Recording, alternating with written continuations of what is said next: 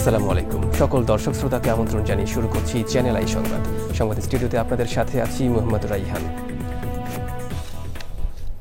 বিস্তারিত সংবাদের শুরুতেই জানিয়ে দিচ্ছি ফ্রেশ আটা ময়দা সুজি সংবাদ শিরোনামগুলো।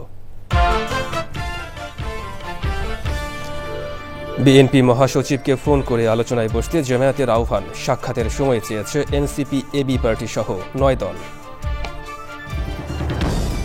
গুমের অপরাধে মৃত্যুদণ্ড রেখে গুম প্রতিরোধ প্রতিকার ও সুরক্ষা অধ্যাদেশের খসড়া অনুমোদন, ষড়যন্ত্র কাটিয়ে যথাসময়েই নির্বাচনের প্রতিশ্রুতি।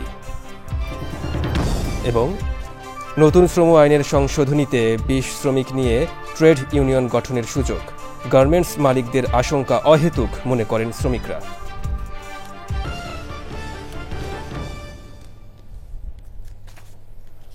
দর্শক, সংবাদ শিরোনামগুলো জানাচ্ছিলাম। এখনকার এই সংবাদ আয়োজন একই সঙ্গে চ্যানেল আই এর ইউটিউব চ্যানেল এবং চ্যানেল আই এর ওটিটি প্ল্যাটফর্ম আই স্ক্রিনে লাইভ স্ট্রিম হচ্ছে।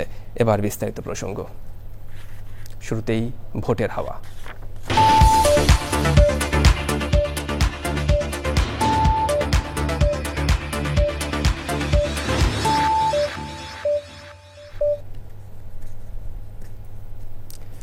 বিএনপি মহাসচিব মির্জা ফখরুল ইসলাম আলমগীরকে ফোন করে আনুষ্ঠানিক আলোচনার আহ্বান জানিয়েছে জামায়াতে ইসলামী। দলের নায়েবে আমির সৈয়দ আবদুল্লাহ মোহাম্মদ তাহের ফোন করেন। একই সাথে এনসিপি এবি পার্টি সহ ৯ দল জামায়াতে ইসলামীর সাথে আলোচনায় বসার আগ্রহ প্রকাশ করেছে বলে জানিয়েছেন ডাক্তার তাহের। বিস্তারিত তাফিমুল ইসলামের রিপোর্টে। জুলাই সনদ বাস্তবায়ন, নির্বাচনের আগে বা পরে গণভোট সহ বেশ কিছু বিষয় নিয়ে রাজনীতির মাঠে চলছে আলোচনা, যা নির্বাচন আয়োজন বাধাগ্রস্ত হতে পারে বলে মনে করছে কোনো রাজনৈতিক দল। চলমান অস্থিরতা নিরসনে উপদেষ্টা পরিষদের জরুরি বৈঠক থেকে আহ্বান জানানো হয় রাজনৈতিক দলগুলোর প্রতি।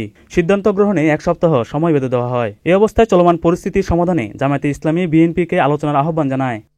৭ দিনের ৫ দিন পর জামায়াতে ইসলামীর পক্ষ থেকে আনুষ্ঠানিকভাবে বিএনপিকে আলোচনা বসার আহ্বান জানান। বিএনপির ইতিবাচক সাড়া দেবে বলে প্রত্যাশা এই নেতার। আমরা একটা ডায়লগের আহ্বান আমি করেছিলাম এবং সেটা সরকার পরে পরিষদ সেটাকে এন্ডোর্সের মধ্যে হয়েছে, সকলকে বলছে আপনারা করেন। দেখেন, আজকে আমি বিএনপির মাননীয় সেক্রেটারি জেনারেলকে ফোন করেছি এবং উনি অত্যন্ত সাহায্য এবং আগ্রহের সাথে কথা বলেছেন এবং বলেছেন যে ওনাদের সংশ্লিষ্ট দায়িত্বশীলদের সাথে উনি পরামর্শ করবেন এবং আমাদেরকে জানাবেন। যদি ওনারা ইতিবাচক সাড়া দেয় তাহলে আমরা সরাসরি বিএনপির সাথে বসার আমরা আশা রাখি। এনসিপি এবি পার্টি সহ ৯ দল আলোচনা বসার আগ্রহ জানিয়েছে বলে জানান তিনি। এখন ৯টি দল মাঝে মধ্যে মিটিং করছে, তাদেরও একজন প্রতিনিধি আমাকে বলেছেন যে আমরা যদি চাই তাহলে তাদের সাথেও আমাদের একটা বৈঠক হইতে পারবে। তারা ব্যাপারে আগ্রহী আছেন, আমরাও আগ্রহী আছি। তো এভাবে আমরা চেষ্টা করছি আলাপ আলোচনার মাধ্যমে একটা জট খোলা যায় কিনা, এবং জট যদি খুলে যায় তাহলে নির্বাচনের সকলিত রাস্তায় ঝাঁপিয়ে পড়বে, তখন এই পোলারাইজেশনটা হয়ে যাবে। সময় চলে যাচ্ছে উল্লেখ করে আলোচনা দ্রুত শুরু করা উচিত বলেও মনে করেন তিনি। যখন নির্বাচন একদম এসে যাবে তখন তো সিট বন্টন থেকে শুরু করে মার্কা থেকে শুরু করে সবই তখন হয়ে যাবে ইনশাআল্লাহ। তবে আমি মনে করি একটা আলোচনাটা দ্রুত শুরু হওয়া উচিত। সময় প্রতিদিনই একটা করে সময় যাচ্ছে, শুধু সময়টাও পরে একটা বড় ফ্যাক্টর জটিলতা তৈরি। ডাক্তার তাহের বলেন, আগামী নির্বাচন ফেব্রুয়ারিতেই অনুষ্ঠিত হওয়ার ব্যাপারে কোনো আশঙ্কা দেখছেন না তিনি। তাফিমুল ইসলাম, চ্যানেল আই, ঢাকা। ভোট নিয়ে আলোচনা এখন সারা দেশে। দেশের নানান বয়সী নানান পেশার মানুষ নির্বাচন নিয়ে কি ভাবছেন সেটা জানতে সারা দেশে ঘুরে বেড়াচ্ছে চ্যানেল আই এর ক্যামেরা। আজ জানব ফেনীর ভোটারদের কথা, যেখানে একটি আসনে প্রার্থী হয়েছেন সাবেক প্রধানমন্ত্রী ও বিএনপি চেয়ারপারসন বেগম খালেদা জিয়া। একজন তরুণ ভোটার হিসেবে এবারে আগামী সংসদ নির্বাচনে আমার ভোটটা যাতে আমার পছন্দের প্রার্থীর জন্য কাজ করে।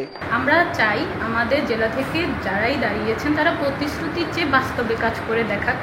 আমরা ফেনী এক আসনে আমরা চাচ্ছি যে একটা যোগ্য সৎ ব্যক্তি, যারা ব্যবসায়ীদের সুখ দুঃখ বা কৃষক শ্রমিক মানুষের পাশে এসে দাঁড়াবে, মানুষের আপদ বিপদে সবাইকে দেখবে। আমরা ফেনী ওইরকম একটা প্রার্থীকে আমরা চাচ্ছি। এতটুকু আশা রাখি যে একটি গ্রহণযোগ্য, সুষ্ঠু এবং নিরপেক্ষ নির্বাচন আমরা আশা করছি, যাতে তরুণরা তাদের উৎসবমুখর পরিবেশে তাদের ভোটটা দিতে পারে। যে দল দেশের জন্য সুন্দরভাবে পরিকল্পিতভাবে কাজ করে গেছে এবং ভবিষ্যতে সুন্দরভাবে কাজ করার সুযোগ থাকবে, ওই দলকে আমি চাচ্ছি আমি নির্বাচনে ভোট দিব। তবে আমরা যারা সাধারণ মানুষ রয়েছি আমাদের প্রত্যাশার জায়গা অনেক বেশি, কারণ দীর্ঘদিন ধরে আমরা উন্নয়ন বঞ্চিত এই ফেনী। বেগম খালেদা জিয়ার জেলা বলে এখানে কিছু কিছু ক্ষেত্রে বৈষম্যের শিকার হয়েছে ফেনী। আমরা আশা করব যে আমাদের এই এলাকা এখানে বন্যার যে সমস্যা রয়েছে, বিশেষ করে মহুরী কহুয়া বন্যা নিয়ন্ত্রণ বাঁধ, এই বাঁধের কাজ শুরু করেছিলেন বেগম খালেদা জিয়া। আমরা আশা করব ভবিষ্যতে তিনি নির্বাচিত হলে আমাদের ফেনীবাসীর এই দীর্ঘদিনের এই সমস্যা এখানে সমাধান করবেন এবং ফেনীতে একটি মেডিকেল কলেজ করার জন্য ফেনীবাসীর দীর্ঘদিনের দাবি, সেই দাবিও ইনশাল্লাহ পূরণ হবে। একটি পাবলিক বিশ্ববিদ্যালয় ফেনীর মানুষ চায় দীর্ঘদিন ধরে, আমরা আশা করব এই দাবিও পূরণ হবে। এবার অন্যান্য সংবাদ। গুম করার অপরাধে মৃত্যুদণ্ড সহ কঠোর শাস্তির বিধান রেখে গুম প্রতিরোধ, প্রতিকার ও সুরক্ষা অধ্যাদেশ 2025-এর খসড়ার চূড়ান্ত অনুমোদন দিয়েছে উপদেষ্টা পরিষদ। এর ফলে আর কোনো ফ্যাসিস্ট সরকার গুমের রাজত্ব কায়েম করতে পারবে না বলে সংবাদ সম্মেলনে মন্তব্য করেছেন প্রধান উপদেষ্টার প্রেস সচিব। উপদেষ্টা পরিষদের বৈঠকে আগামী বছরের সরকারি ছুটির তালিকাও অনুমোদন করা হয়েছে। পরাগ আজিমের রিপোর্ট।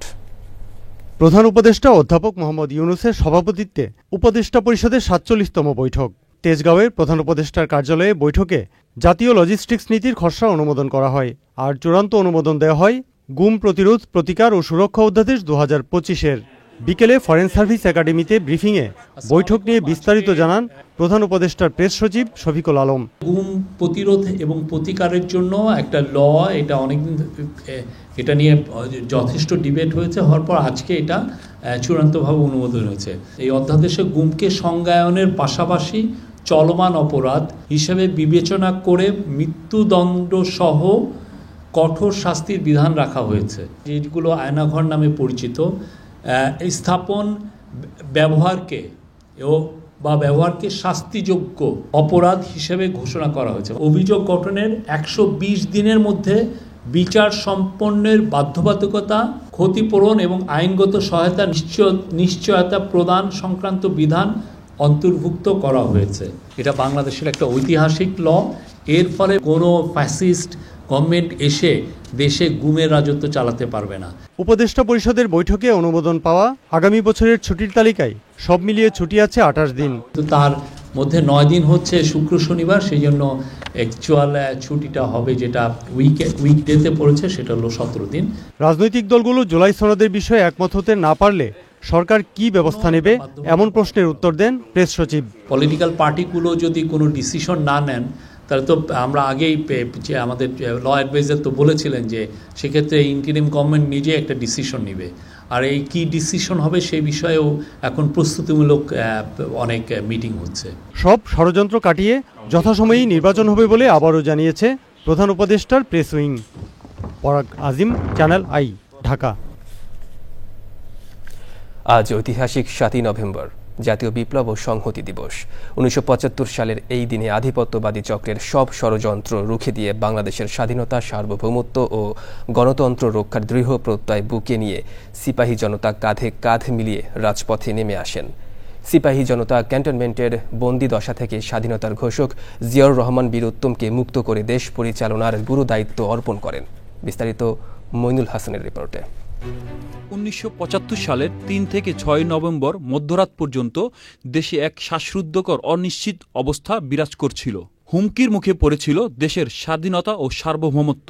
ব্রিগেডিয়ার খালেদ মোশাররফের নেতৃত্বে 3রা নভেম্বর সেনাবাহিনীর একটি উচ্চবিলাসী দল সেনাপ্রধান মেজর জেনারেল জিয়াউর রহমানকে ক্যান্টনমেন্টের বাসভবনে বন্দী করে এবং সামরিক অভ্যুত্থানের মাধ্যমে ক্ষমতা দখল করে। এ ঘটনায় দেশের সাধারণ মানুষ ও সিপাহীদের মধ্যে ক্ষোভ সৃষ্টি হয়। তারা পাল্টা ব্যবস্থা গ্রহণ ও জিয়াউর রহমানকে মুক্ত করার পরিকল্পনা নেন।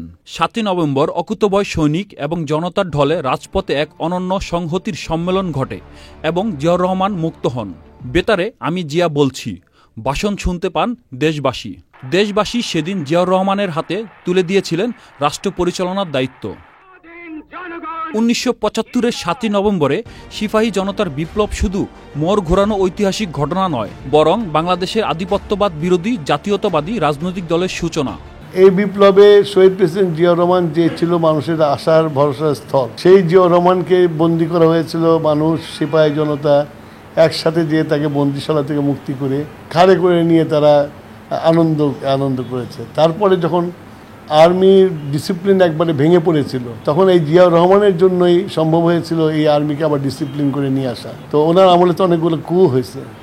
তো জিয়াউর রহমানের শক্ত নেতৃত্ব এবং মানুষের আস্থা জিয়াউর রহমানের উপরে সব মিলে 7ই নভেম্বর হচ্ছে একটা মাইলস্টোন। 7ই নভেম্বর না হলে আর জিয়ার উত্থান না হলে হয়তো বাংলাদেশে অন্যরকম একটা বাংলাদেশ দেখতাম আমরা, হয়তো একটা গৃহযুদ্ধওয়ালা বাংলাদেশ দেখতাম আমরা। 7ই নভেম্বর বিপ্লব ও সংহতি দিবস উপলক্ষে বিএনপির ভারপ্রাপ্ত চেয়ারম্যান তারেক রহমান এক বাণীতে বলেন, 7ই নভেম্বরের চেতনায় সব জাতীয়তাবাদী শক্তিকে ঐক্যবদ্ধ হয়ে শক্তিশালী গণতন্ত্র বিনির্মাণ করতে হবে। আর এজন্য জাতীয় স্বাধীনতা ও সার্বভৌমত্ব রক্ষা করা এই মুহূর্তে অত্যন্ত জরুরি। Monirul Hasan, channel I, Dhaka. বিশ্বের অবিসংবাদিত নেতা নেলসন ম্যান্ডেলার নাতনি এন্ডিলেকা ম্যান্ডেলা বলেছেন, বিএনপির 31 দফা ও তারেক রহমানের পলিটিক্স অ্যান্ড পলিসি বইটি আধুনিক বাংলাদেশের গণ আকাঙ্ক্ষা, জবাবদিহিতা এবং মুক্ত চিন্তাকে উজ্জীবিত ও অনুপ্রাণিত করে। বাংলাদেশ ও আঞ্চলিক ভূ রাজনৈতিক বিষয় নিয়ে গবেষণাকারী প্ল্যাটফর্ম ঢাকা ফোরাম ইনিশিয়েটিভে এসব কথা বলেছেন তিনি। নারীর ক্ষমতায়ন, গণতন্ত্র রক্ষা ও জলবায়ু বিষয়ে তারেক রহমানের এই বইয়ের প্রশংসা করেন এই সমাজকর্মী। Good evening.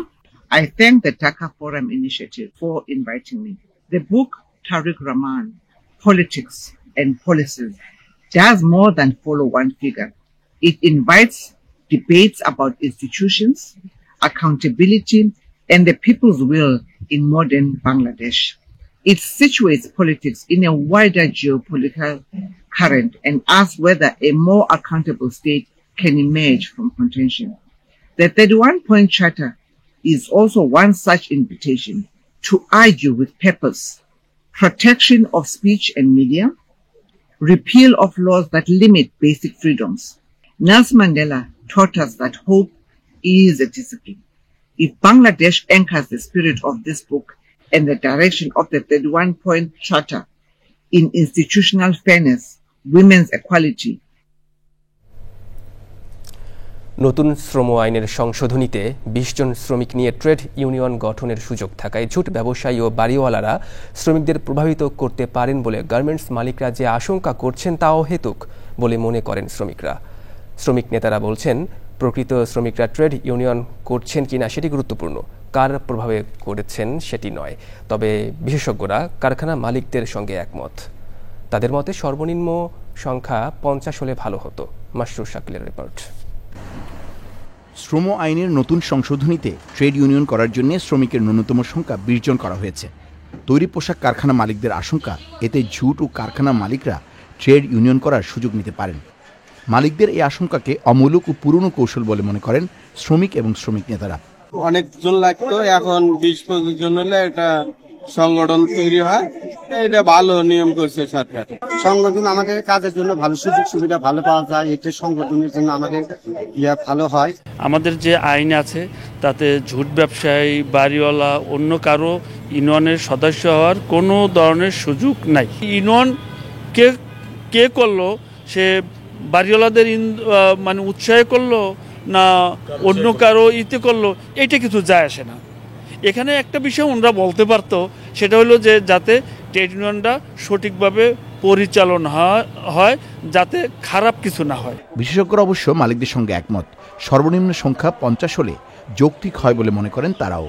20 জনের একটা শ্রমিক দিয়ে যদি টার্গেট করা হয়, তাহলে বড় সক্ষম যে খাতগুলো রয়েছে তার পাশাপাশি দেশীয় ইনফর্মাল খাতেও যে সমস্ত কারখানা রয়েছে তারা সকলেই আসলে এই ধরনের ট্রেড ইউনিয়নের অন্তর্ভুক্ত হবে।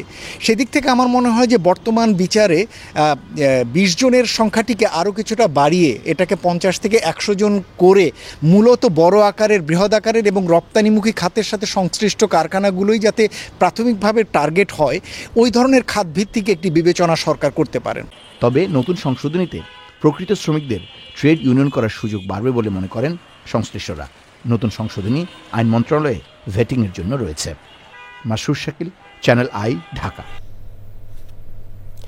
জিএস আর্ট গ্যালারির 40তম প্রতিষ্ঠাবার্ষিকী উপলক্ষে রাজধানীর ধানমন্ডিতে আয়োজন করা হয় বার্ষিক শিল্পকলা প্রদর্শনী। বিভিন্ন সাংস্কৃতিক আয়োজন সহ জনপ্রিয় অভিনেতা নির্মাতা আফজাল হোসেনের উপস্থিতিতে শিশুদের উল্লাসে মুখরিত হয় এই আয়োজন। বিস্তারিত মির্জা ইমতিয়াজের রিপোর্টে। প্রতি বছরের মতো এবারও রাজধানীতে জিয়াস আর্ট গ্যালারির বার্ষিক শিল্পকলা প্রদর্শনীর আয়োজন।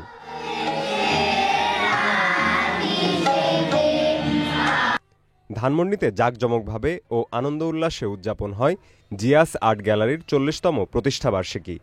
মনোমুগ্ধকর অনুষ্ঠানে ছিল স্কুলের শিশুদের সরব অংশগ্রহণ, ছিলেন তাদের অভিভাবক এবং শিক্ষকরাও। বিশেষ অতিথি ছিলেন অভিনেতা ও নির্মাতা আফজাল হোসেন।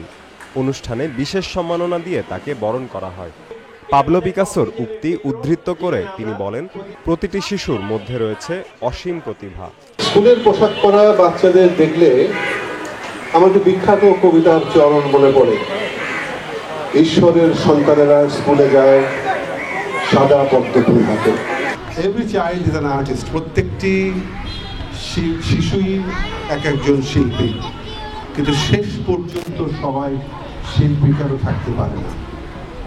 একটি কারণে শিশু যখন বড় হতে থাকে তখন তার ভেতর থেকে এই পৃথিবীর নানান মলিনতা, তার ভেতরের সরলতাগুলো একটু একটু করে কেড়ে নিতে থাকে। শিশুদের জোর করে সবসময় না শিখিয়ে তাদের কাছ থেকে শিক্ষা নেওয়ার আহ্বান জানান আফজাল হোসেন। আমরা যারা বড়, আমাদের শিশুদের কিছু শেখানোর নেই। আমরা যদি ওদের লক্ষ্য করতে থাকি, তাদের কাছ থেকে আমাদের শেখার বহু কিছু আছে। শিশুদের নিয়ে আফজাল হোসেনের পরিকল্পনা নিয়ে বার্তা দেন মাত্রার ম্যানেজিং পার্টনার সানাউল আরেফিন। বাচ্চাদের নিয়ে তার পরিকল্পনা অনেক বেশি। আজকে আমরা যে ছোট কাকু দেখছি, সেই ছোট কাকুর প্রধান চরিত্র এবং ডিরেকশন আফজাল হোসেনের। সাংস্কৃতিক আয়োজনের পাশাপাশি ম্যাজিক শো শেষে শিশুদের আঁকা চিত্রকল্প প্রদর্শন করেন জনপ্রিয় অভিনেতা আফজাল হোসেন। Mirza Imtiaz, channel I, Dhaka.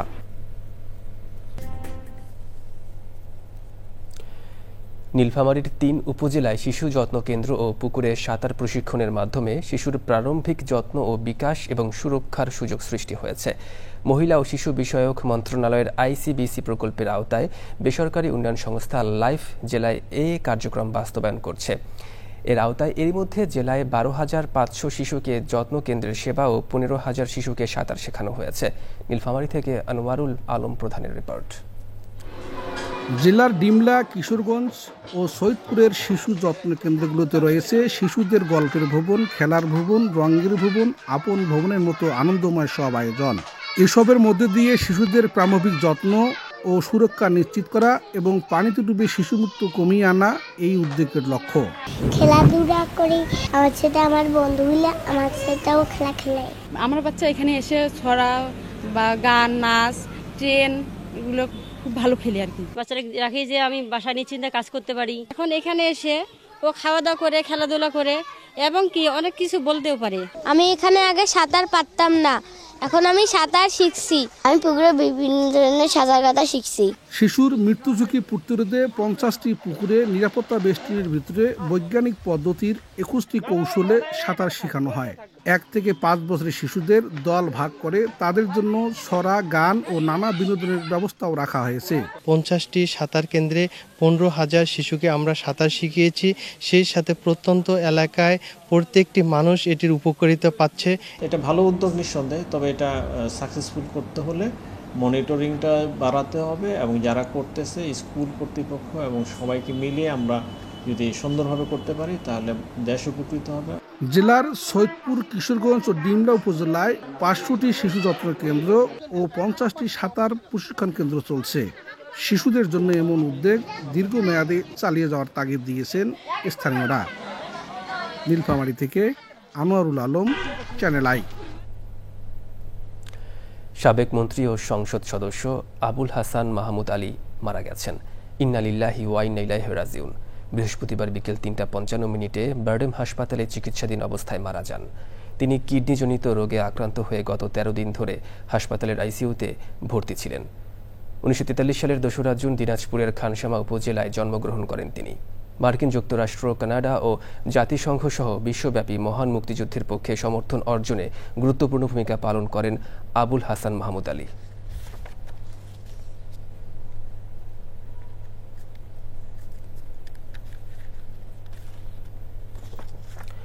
নড়াইল পৌরসভার দুর্গাপুর এলাকার কাজী আফসারুল ইসলামের দাফন সম্পন্ন হয়েছে। বৃহস্পতিবার আসরের নামাজের পর জানাজা শেষে নড়াইল পৌর কবরস্থানে তাকে দাফন করা হয়। আফসারুল ইসলামের জানাজায় অংশগ্রহণ করেন নড়াইলের পুলিশ সুপার রবিউল ইসলাম, খুলনা ৪ আসনে বিএনপি মনোনীত প্রার্থী আজিজুল বারী হেলাল, খুলনা ৩ আসনের প্রার্থী মরহুম আফসারুল ইসলামের জামাতা রকিবুল ইসলাম বকুল, ছাত্রদলের কেন্দ্রীয় সাধারণ সম্পাদক নাসিরউদ্দিন নাসির সহ অনেকে। আফসারুল ইসলাম পুলিশের এআইজি শামীমা পারভিন শিল্পীর বাবা। বৃহস্পতিবার সকালে ঢাকায় এক চিকিৎসাধীন অবস্থায় মৃত্যুবরণ করেন তিনি।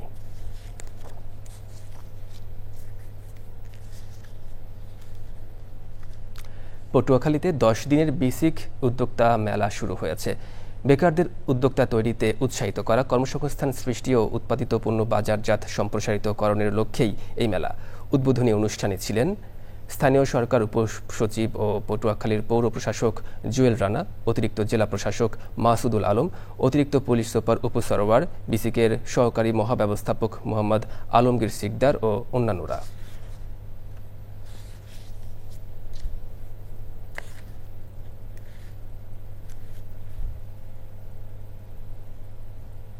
এবার কৃষি সংবাদ।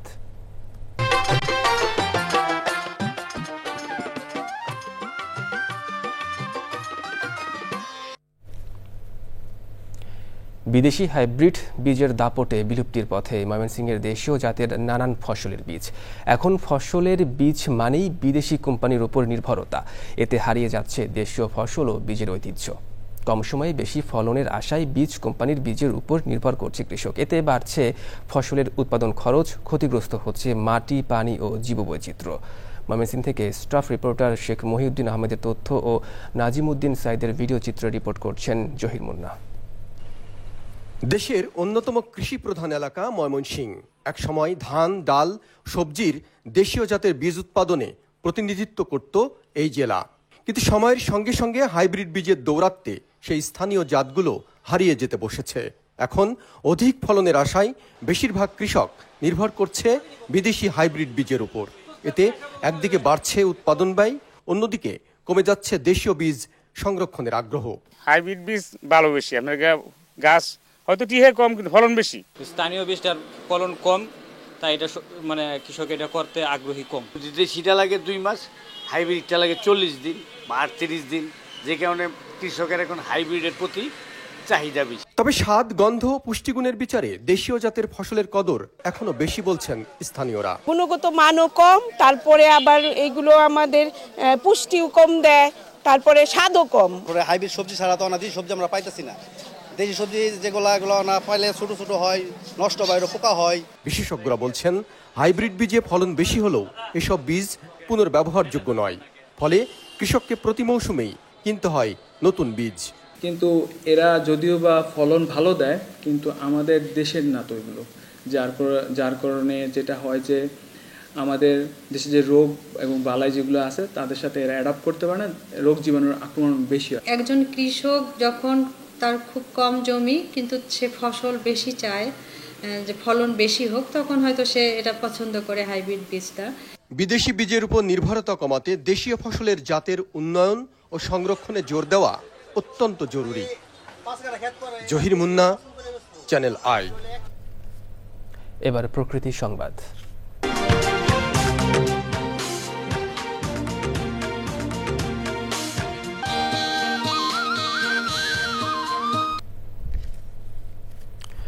অযত্ন অবহেলায় ধ্বংসের দ্বারপ্রান্তে টাঙ্গাইলের উপেন্দ্র সরোবর। আগাছা ও ঝোপ জঙ্গলে ঢেকে গেছে সরোবরের পার। প্রাকৃতিক সৌন্দর্য নষ্ট হওয়ায় হারাচ্ছে পর্যটকদের আকর্ষণ। কর্তৃপক্ষের উদাসীনতায় সরোবরের বড় একটি অংশ বেদখলের অভিযোগ স্থানীয়দের। মুসলিম উদ্দিনের আহমেদের রিপোর্ট। ঐতিহাসিক স্থাপত্যের অনন্য নিদর্শন নাগরপুরের উপেন্দ্র সরোবর, যা 12 খাটলা দিঘি নামেও পরিচিত। জনশ্রুতি আছে সুপেয় পানির সংকট নিরসনে নাগরপুরে তৎকালীন জমিদার রায়বাহাদুর সতীশ চৌধুরী উপেন্দ্র সরোবরটি খনন করেন। প্রাকৃতিক সৌন্দর্যমণ্ডিত প্রায় 11 একর জায়গা জুড়ে বিশাল জলাশয়টিতে রয়েছে প্রশস্ত 12টি শান বাঁধানো ঘাট, যা একসময় এ অঞ্চলের প্রধান বিনোদন কেন্দ্রে পরিণত হয়। বর্তমানে জরাজীর্ণ হয়ে পড়েছে শান বাঁধানো ঘাটগুলো। যথাযথ সংস্কার ও সুষ্ঠু রক্ষণাবেক্ষণের অভাবে জৌলুস হারিয়েছে ঐতিহাসিক সরোবরটি। প্রত্যেকটা ঘাটলা ভাঙ্গা গেছে, মাত্র এখন 2টা ঘাট চলে, নাওয়া দোয়া খাওয়া সবারই সুবিধা হয়েছে। এখন তো পানিটা অপচয় হয়ে গেছে, পানিটা যত্নের অভাবে চতুর্দিকে গাছপালা পাতা পুঁতা এবং চালা গুলা ধসকা ভিতরে পইরা পানিগুলা পয়সা।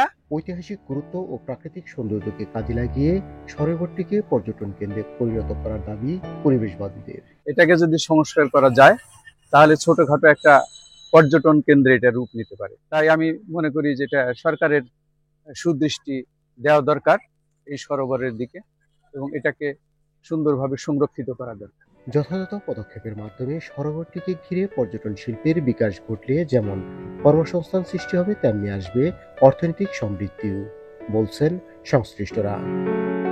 টাঙ্গাইলের নাগরপুর থেকে মুসলিমউদ্দিন আহমেদ, চ্যানেল আই। দর্শক, সংবাদ শেষ করবো, তবে যাবার আগে ফ্রেশ আটা ময়দা সুজি সংবাদ শিরোনামগুলো জানিয়ে দিচ্ছি আরও একবার। বিএনপি মহাসচিবকে ফোন করে আলোচনায় বসতে জামায়াতের আহ্বান, সাক্ষাতের সময় চেয়েছে এনসিপি, এবি পার্টি সহ 9 দল। গুমের অপরাধে মৃত্যুদণ্ড রেখে গুম প্রতিরোধ, প্রতিকার ও সুরক্ষা অধ্যাদেশের খসড়া অনুমোদন, ষড়যন্ত্র কাটিয়ে যথাসময়েই নির্বাচনের প্রতিশ্রুতি। এবং নতুন শ্রম আইনের সংশোধনীতে 20 শ্রমিক নিয়ে ট্রেড ইউনিয়ন গঠনের সুযোগ, গার্মেন্টস মালিকদের আশঙ্কা অহেতুক মনে করেন শ্রমিকরা।